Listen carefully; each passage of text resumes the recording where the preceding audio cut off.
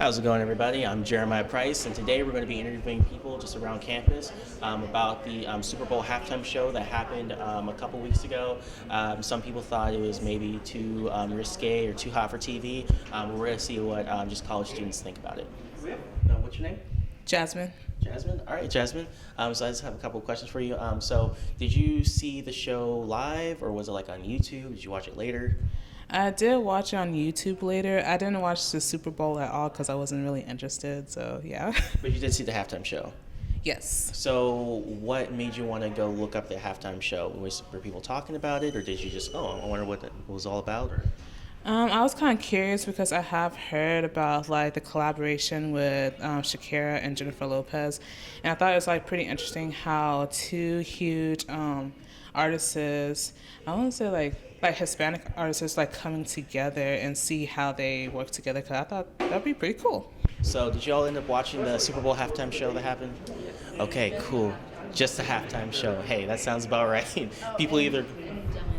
And Demi Lovato, perfect. Yeah, people usually show up just like to watch, they watch the game, right? But a lot of people that things that are like most Googled or most, searched up on YouTube is like the halftime show or like the commercials that they play, right? And so, so J-Lo and Shakira were playing. Who do you guys think had the better performance? I would say Shakira. I think I liked her better. Shakira has the more mastered moves, I think, but J-Lo knocks it out too. Shakira. Shakira? Yeah. Yeah, so she plays a lot of different instruments. Did you know she played instruments? Do you think she just was a singer and dancer? Or? Yeah, I definitely thought that she was just a singer and dancer this whole time. There's a lot going on in the show, but actually there's some controversy. A lot of people thought the halftime show was like a little over-sexualized. Do you feel like it was probably maybe a little too hot for TV?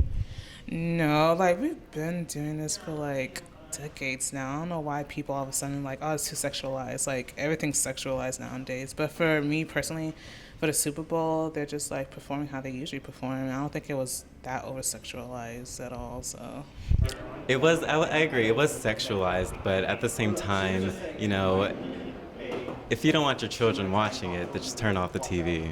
That's my opinion. Honestly, I think it was pretty average. For my taste, it might have been a little bit too much, but then again, there was also, what was it, Avril? Was that his name? Who was the one from the last Super Bowl?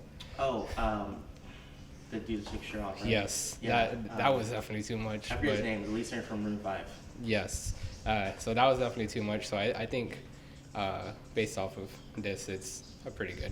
So what about the people that are in the Super Bowl, that are actually there live? Do you think? Well, I mean, it's the culture, it's the times, and you're supposed to. It's kind of expected, especially with. I feel like I don't know Latin culture, but I feel like the sexual part of it, it's there. You're supposed to. It's to be expected.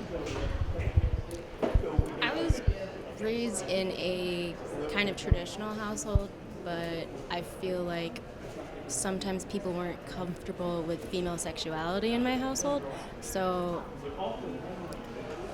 I could see how the standpoint would be immoral from a traditional place, but I think as a woman, I love the idea that they were fearless up there, and I think it's really cool to see women so powerful and unashamed of their bodies, and I think that's really important.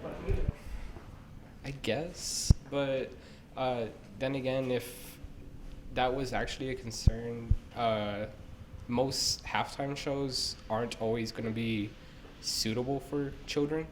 So if that's really a concern, I don't think they should probably be taking their kids to the Super Bowl, or if the halftime show is coming up, maybe they should probably take them to the concession stands and just so they can hear the music still, but they could just be back there.